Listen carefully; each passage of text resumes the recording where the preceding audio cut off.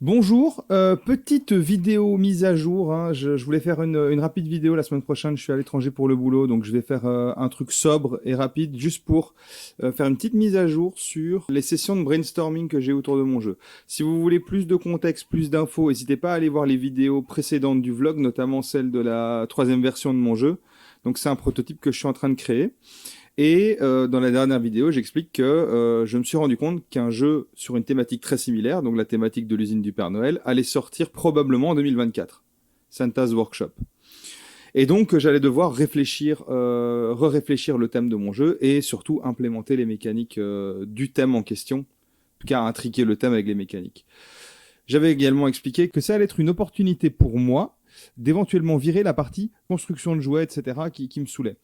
Donc après mûre réflexion, bah, c'est vraiment pas facile de complètement modifier le thème. J'ai un peu le syndrome de la page blanche là, je suis un peu bloqué. Donc, suite à mon brainstorming, voilà les conclusions. J'ai deux options qui s'offrent à moi. Soit je fais un aveu d'échec, je garde la partie construction, mais c'est pas grave, et alors à ce moment-là, je devrais adapter le thème, histoire de ne pas avoir de doublons. Soit je modifie le thème, mais alors il va falloir que je travaille sérieusement là-dessus. Premièrement, c'est la première option, donc garder le thème. Et qu'est-ce que j'envisage pour le modifier? Alors, soit j'utilise la technique vraiment la plus flemmarde, et ça, c'est une technique que j'ai vue notamment ici. Stegmaier Game va bientôt sortir un jeu qui s'appelle Apiary. Je vais probablement faire une vidéo dessus quand je reviens. En gros, sur la planète Terre, les humains ont disparu, les abeilles ont pris leur place. Elles ont évolué pour devenir une espèce qui va voyager dans l'espace. Et en fait, le jeu, c'est les abeilles du futur dans l'espace. Évidemment, dans ce jeu, on va utiliser des choses qui sont spécifiques aux abeilles, et en fait, à la base, il expliquait dans une de ses vidéos, hein, Jamie Stegmaier, le jeu à la base, il était censé être sur le thème des abeilles. C'est un placement d'ouvriers avec des abeilles, mais apparemment, des jeux avec ce thème existent déjà. Et lui s'est dit, ok, je vais pas me casser la tête, hein, on va garder le jeu, mais ça va être des abeilles qui vont dans l'espace, dans le futur. Voilà. Donc c'est comme ça qu'il a tout simplement donné un twist sur le thème, histoire de pouvoir sortir son jeu sans qu'il y ait des impressions de doublons. Moi, mon option de fainéantise, c'est éventuellement faire par exemple le thème du Père Noël, mais dans un monde dans lequel, par exemple, les enfants voudraient des bataclous, des tronçonneuses, des trucs comme ça, et voilà, tout le thème serait tourné autour de ça, un truc un peu métal, un peu bourrin, un peu rigolo, avec un Père Noël habillé en noir et tout, avec une moto, une moto volante au lieu d'un traîneau, enfin, un truc un peu rigolo comme ça. Et alors là, ça veut dire que le jeu, je le garde un petit peu tel quel, et je peux, en fait, ça va me permettre de continuer à faire mes playtests et à améliorer le jeu et à l'optimiser, etc., plutôt que de devoir réfléchir à des nouvelles mécaniques. Une autre option, ce serait juste d'utiliser un thème alternatif, mais qui va me permettre de garder le gameplay tel qu'il est. Je pensais notamment, par exemple, à des scientifiques qui doivent... Donc en gros, il y aurait des commandes de robots. Voilà, mon robot doit avoir de la puissance de frappe et doit pouvoir soulever de la terre, j'en sais rien, hein. Alors à ce moment-là, on va construire un robot avec une pelleteuse, avec un soutien lombaire, j'en sais rien. Ou par exemple, il faut que le robot soit rapide, on va lui mettre des roues. Et donc en fait, ça va toujours être ce système où on va aller récupérer des ressources, construire le robot, enfin construire les pièces du robot, construire le robot et l'envoyer ensuite à la commande. Donc voilà, utiliser des thèmes comme ça qui vont juste, voilà, qui vont juste donner une alternative. J'envisageais aussi, plutôt que de faire ça, alors un autre truc où ce serait les scientifiques qui vont récupérer des extraits d'ADN et comme ça générer des animaux, hein, en fait avec des tuiles qui vont donner des parties d'animaux par exemple. On va prendre l'ADN d'une abeille pour que l'animal soit volant, l'ADN d'un hippopotame pour qu'il y ait de la force. Alors, on va mettre une tête d'hippopotame sur un corps d'abeille. Enfin, voilà, un peu une idée de ce style pour donner un twist sur le thème, enfin complètement changer le thème, mais pouvoir garder des mécaniques très similaires.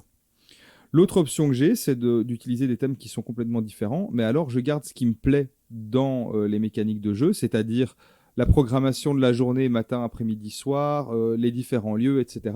Donc à nouveau, si vous voulez en savoir plus, n'hésitez pas à aller voir les vidéos précédentes du vlog. Là, le thème qui me vient en premier, ça va par exemple être un thème de survie post-apo. Voilà, on est un personnage qui a un camp de survie, il va pouvoir recruter des gens. Les gens qu'il va recruter vont lui donner des bonus de force, d'intelligence, etc. Son camp aura un niveau de vie global. Et voilà, avec son recrutement, par exemple, il va pouvoir recruter un gros balèze qui va donner de la force, mais qui va consommer plus de bouffe. Il va devoir aller dans les terres sauvages récupérer bouffe, boisson, carburant pour chauffer.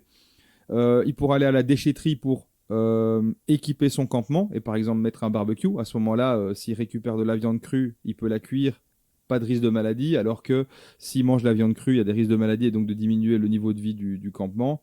Ce genre de choses, toujours avec évidemment, il va devoir planifier sa journée, matin, après-midi, soir. Aller soit sur le lieu où on va recruter, soit sur le lieu où il y aura des événements imprévus, soit sur la décharge pour récupérer des objets, soit sur les terres sauvages pour récupérer des matières premières. Et alors j'avais également un dernier lieu, ce serait les invasions, où en fait dans l'univers il y aurait 4 clans, le clan des balèzes, le clan des intellos, le clan des mécanos, le clan des survivalistes, un truc du style.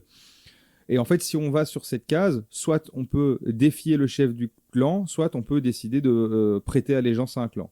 Si on prête allégeance à un clan, on a le bonus qui va avec et le malus qui va avec. Par exemple, on va dans le clan des balèzes, on a un bonus de force mais un malus d'intelligence.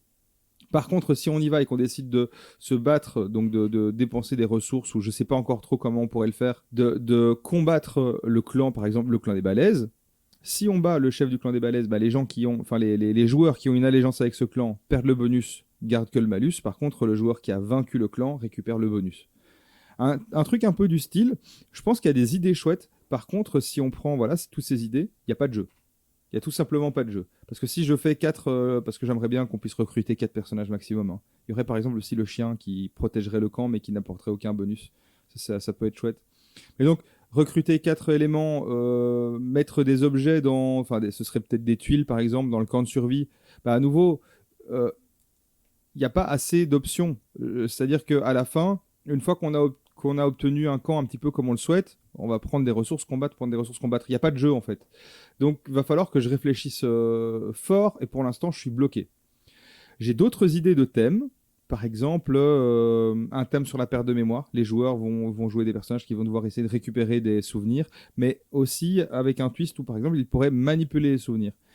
Quelle que soit la manière, hein, peut-être des agences, des services secrets avec des éléments scientifiques, soit de la magie, soit en fait les joueurs jouent chacun une partie de la personnalité du personnage et ils vont vouloir, en récupérant les souvenirs, orienter le personnage plus dans leur direction. Enfin voilà. L'idée c'est de récupérer les souvenirs d'un personnage et chaque joueur sera un agent qui va essayer de récupérer les souvenirs et de les modifier. J'ai une autre idée de thème où ça pourrait être... par exemple, on va essayer de crafter des morceaux d'histoire et donc récupérer par exemple un début d'histoire, un milieu d'histoire, une fin d'histoire, sauf qu'on va essayer de les comboter. Et donc en fait, dans le jeu, il va falloir que je trouve un moyen de faire en sorte qu'on puisse crafter des morceaux d'histoire et qu'à la fin, l'histoire, plus elle est cohérente, plus elle a de valeur.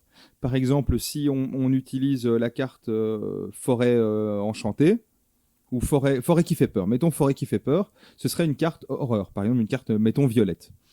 Si je prends une carte action qui est une carte sans courir, par exemple, la carte sans courir pourrait doubler la valeur d'une carte horreur parce qu'il y a une cohérence. Je m'encours dans la forêt. Et alors, on va peut-être chercher une carte créature. Si la créature est terrifiante, également, il y a plus de cohérence. Et donc, comme ça, un jeu de craft d'histoire, par exemple. Donc voilà, c'est des idées. J'ai plein d'idées. À nouveau, si ces idées, vous les avez déjà eues avant, si elles ne sont pas originales ou quoi, pas de souci. Hein, voilà. Si ça vous donne des idées, n'hésitez pas à me contacter en retour. C'est quand même des idées qui me sont venues en brainstormant. Peut-être qu'elles existent déjà, hein, peut-être que c'est pas original.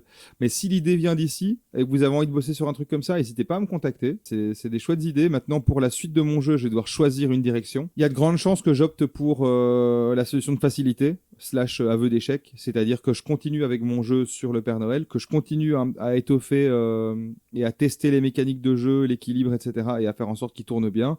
Et ensuite, caler un thème qui fonctionne dessus. Voilà, soit un thème de Père Noël alternatif, je sais pas moi, le Père Noël des Martiens, le Père Noël du métal, etc. Soit un thème style les scientifiques qui font des robots, enfin voilà. À voir. Petite vidéo très rapide hein, pour expliquer le brainstorming que je suis en train de traverser. Et j'espère que j'aurai des news à apporter dans les vidéos futures sur une nouvelle version du prototype ou de nouveaux playtests. Voilà, ce genre de choses. Merci d'avoir suivi.